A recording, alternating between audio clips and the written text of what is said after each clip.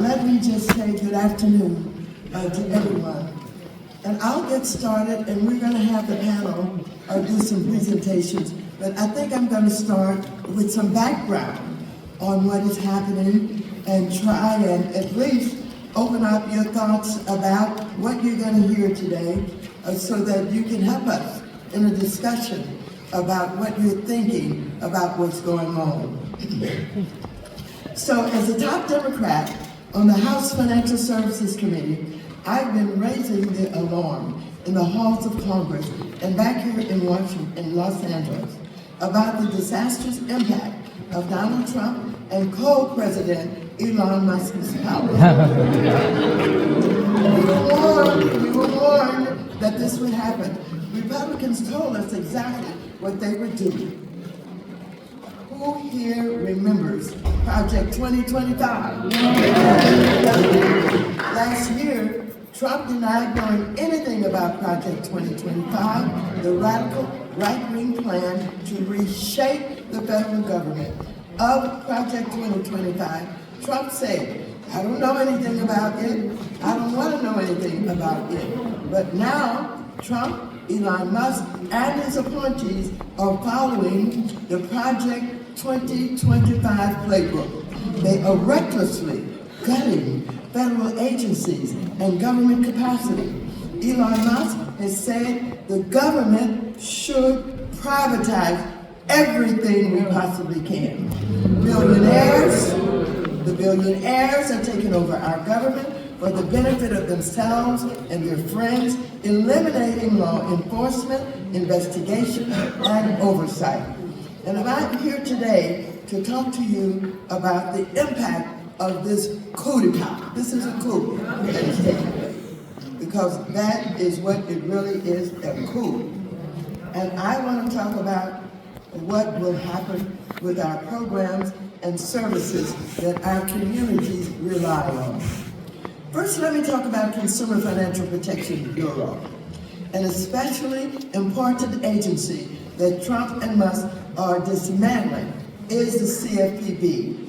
Congress created the Consumer Financial Protection Bureau after the 2008 global financial crisis, when millions of families received predatory loans and lost their homes. The CFPB is the only federal agency solely focused on protecting consumers from being ripped off, scammed, and defrauded by megabanks, payday lenders, and other predatory lenders. The CFPB has cracked down on junk fees, including overdraft and credit card fees. It protects service members from illegal fees, high interest loans, and false advertising. It stops discrimination in housing and the U.S. economy, and it protects service members, students, and older Americans from big tech payment scams. The CFPB has returned more than $21 billion to more than 205 million consumers harmed by industry. In February, I led 203 Democrats in an amicus brief to support National Treasury Employees Union's case, calling on the court to stop the illegal Trump-Musk shutdown of the CFPB. Late March, the D.C. District Judge ruled in favor of the CFPB employees and cited our amicus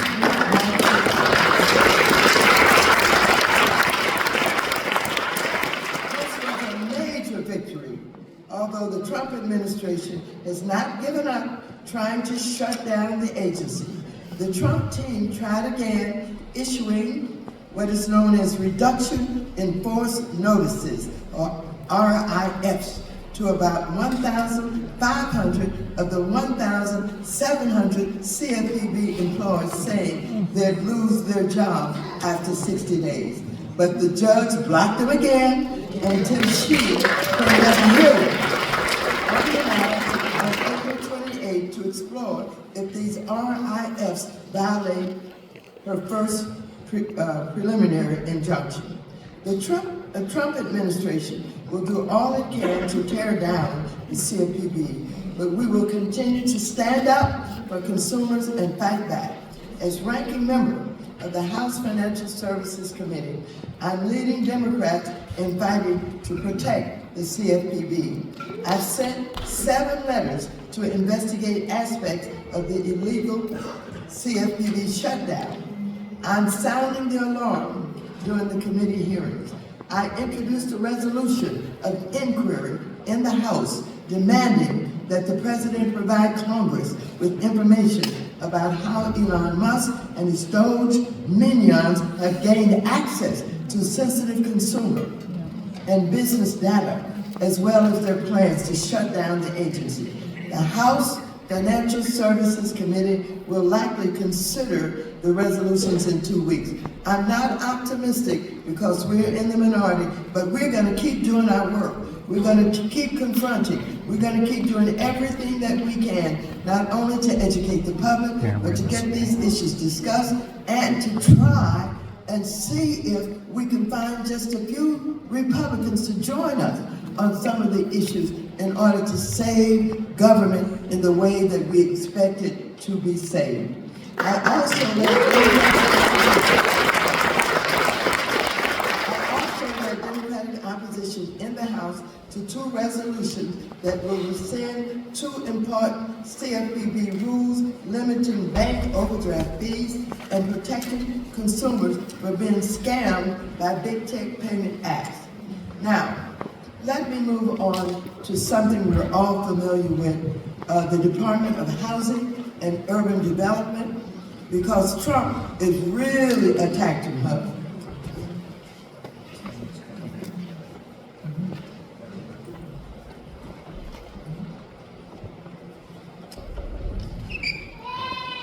Before we do HUG, my panel was just coming from another event. We do 2 a day. We did Inglewood first, and we're here in Torrance, and they had to drive down, and we ran over a little bit. But ladies and gentlemen, I'm going to stop the program now because we are going to have our Torrance City Treasurer and veteran, Tim Goodrich, lead us in the Pledge of Allegiance to the flag.